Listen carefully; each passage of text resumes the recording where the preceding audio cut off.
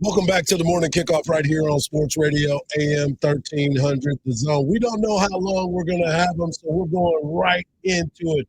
He is the University of Texas Vice President and the Lois and Richard Fogler Athletic Director. He is the one, the only Chris Del Conte, but you go and call him CDC. Good morning, my friend. How you doing? Good morning, fellas. I'm excited to have you on, man, because I know that it has been a busy time for you.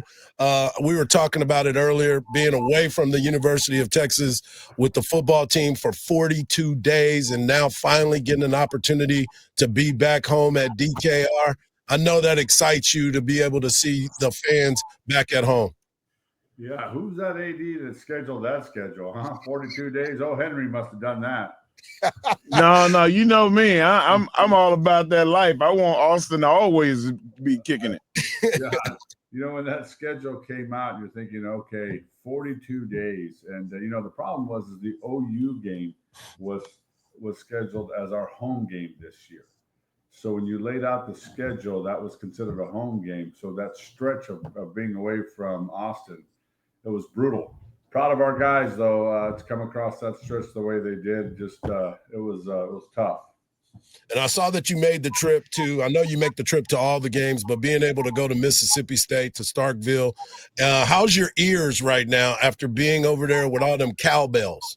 What's interesting about just in general, this year with the road trips that we've had, going to Florida, what an incredible environment. The game we didn't go the way we wanted to go, but incredible environment, a great SEC town. Kentucky, what an incredible place they were. And then you got Mississippi State. Each and everyone have their own culture, their own identities, and it was awesome for our fans to see that. And Mississippi State was this old, true Southern SEC team.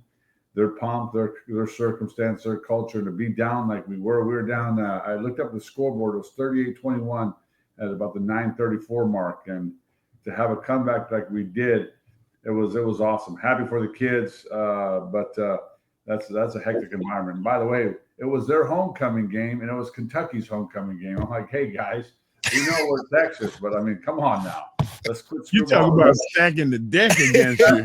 Yeah, I mean, everyone, their mother was there for both games. I was like, okay, you guys are ridiculous. CDC, I just want to let you know that Harge and I are not stalking you. We're going to go back to our trip to Dallas. We're driving around, and Harge goes, man, that looks like CDC. And I said, because it is. And he said, what? Wait. And we stopped, and, hey, we had a moment. That's right. Good time. Well, that's pretty funny. I snuck away to take the OU AD to a secret breakfast place. I'm going to say secret.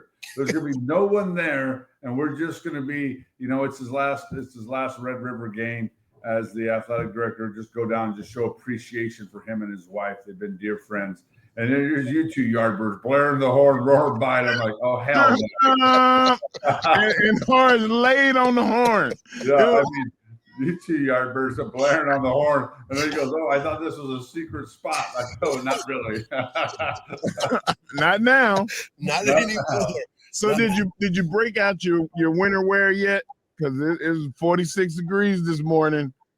I did not, because at the end of the day, I looked, it's going to be like 85. Right. It was very close. It's the closet's now going to go from the warm summer stuff to the fall stuff. By the way, it's, what is this today? Late October, Halloween, and we're finally getting fall. It's ridiculous. Right. And that's what everybody keeps talking about is being back at home and the weather changing. But more importantly, this football team has gone through some adversity. They've dealt with some injuries. But now they continue to find a way to get it done. And Coach Sark always talks about the leadership and the culture of this program. And that's some of the things that you've talked about, too, because of your coaching hires, the way that your staffs handle their business. It's all about the culture at the University of Texas. Well, it's interesting, and both of you guys know this, Mark and Mike. Every team takes on a different personality that comes, and this is not an excuse.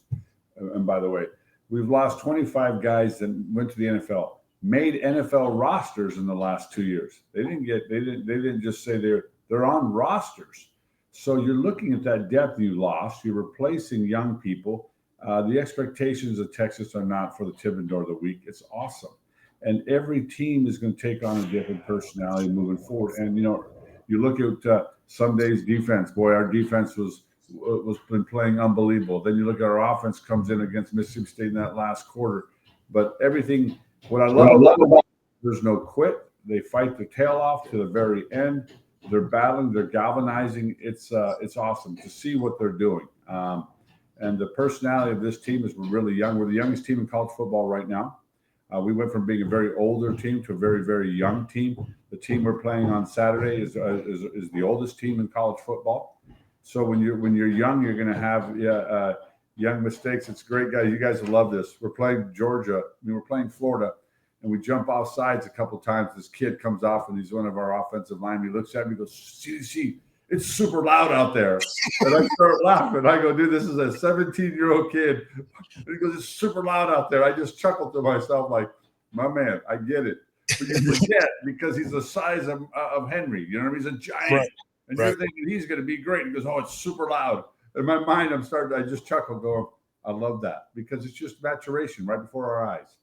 Right. CDC, my next question I wrote down was, how do you feel about the veteran teams like Vandy?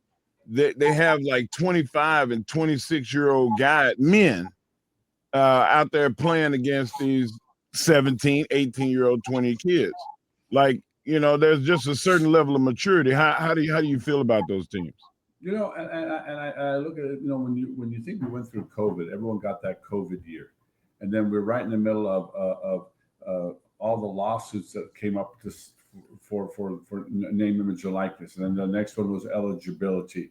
We don't really have any guardrails right now put in place. I mean, when they talk about the SCORE Act, they talk about Congress, we're just asking them to give us a narrow antitrust exemption so we can just govern ourselves.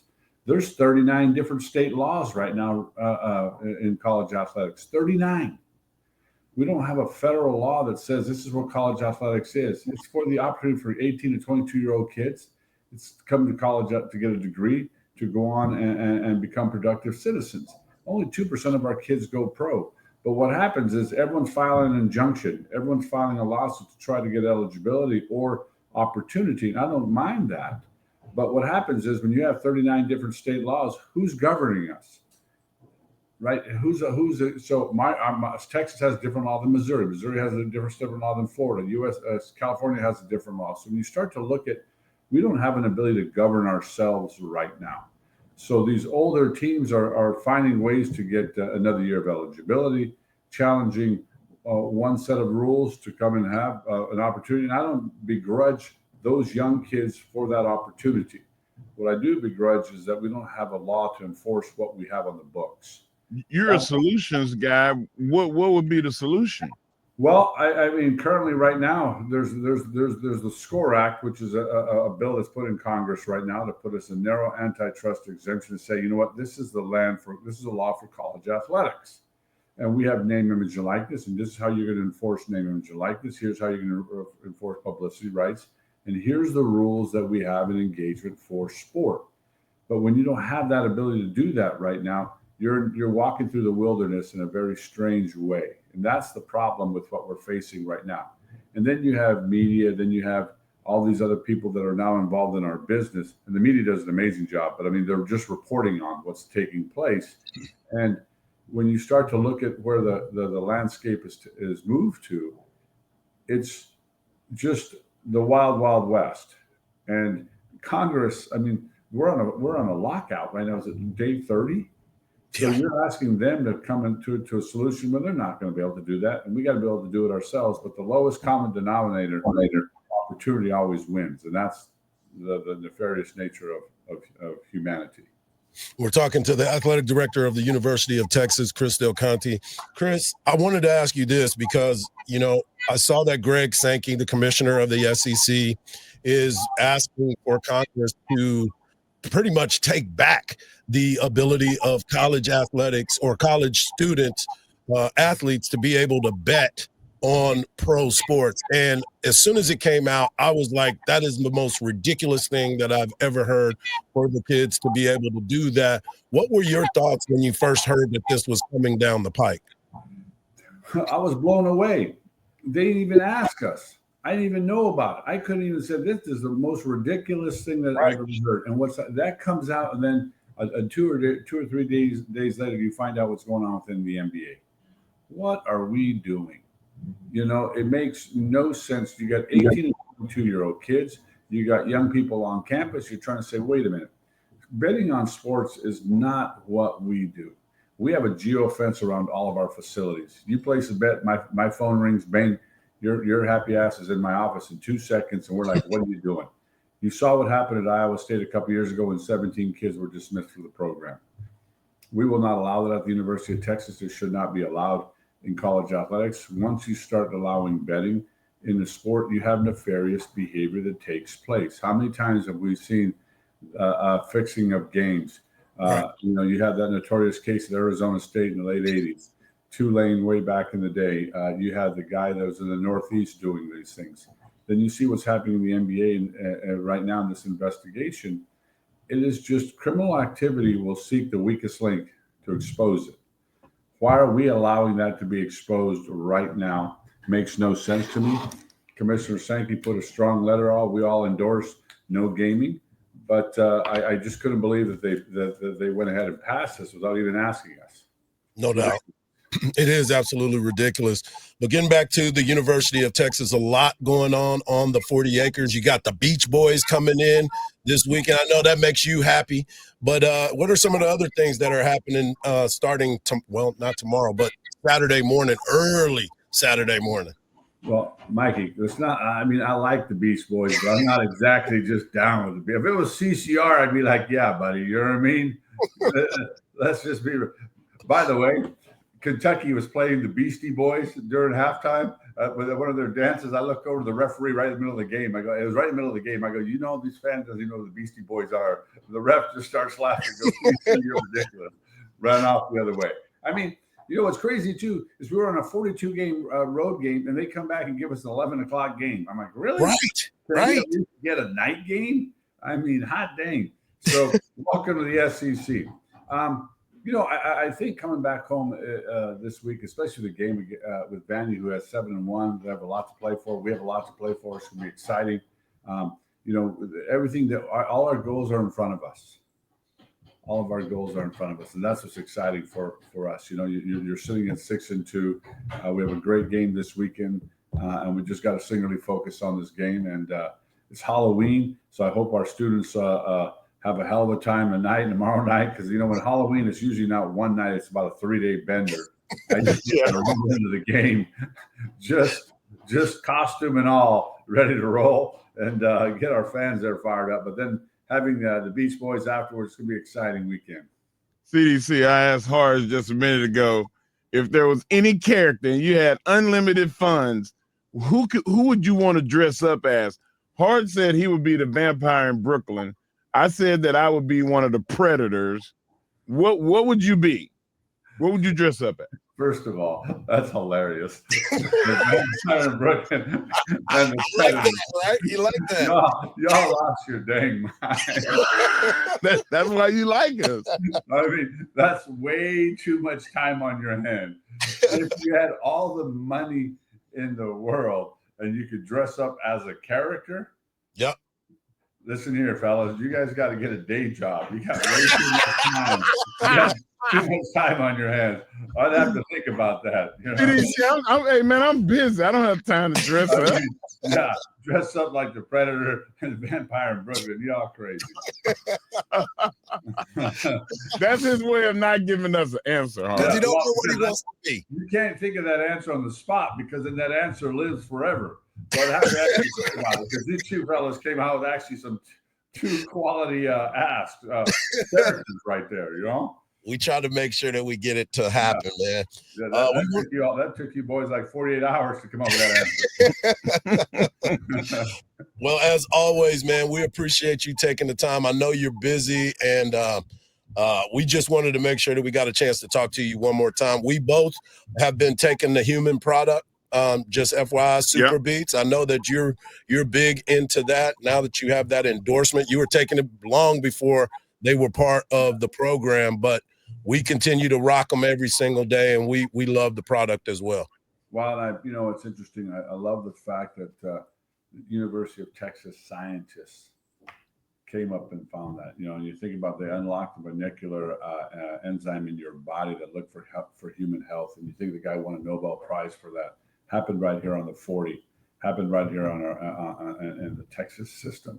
That's the validation of why you come to school. You come to school to get a degree to change the world, and these two professors did that. And really happy for them, happy for us.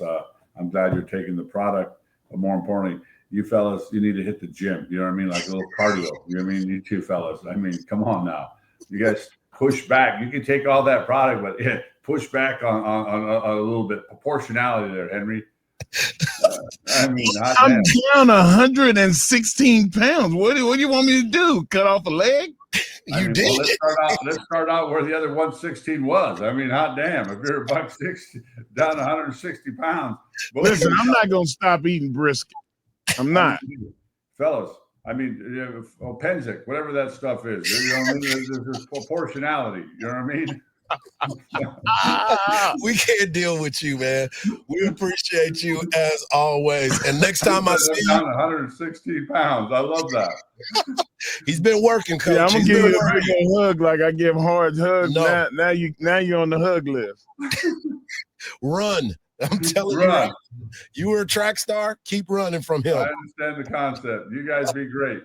Appreciate you. Thank you so much, man. As always.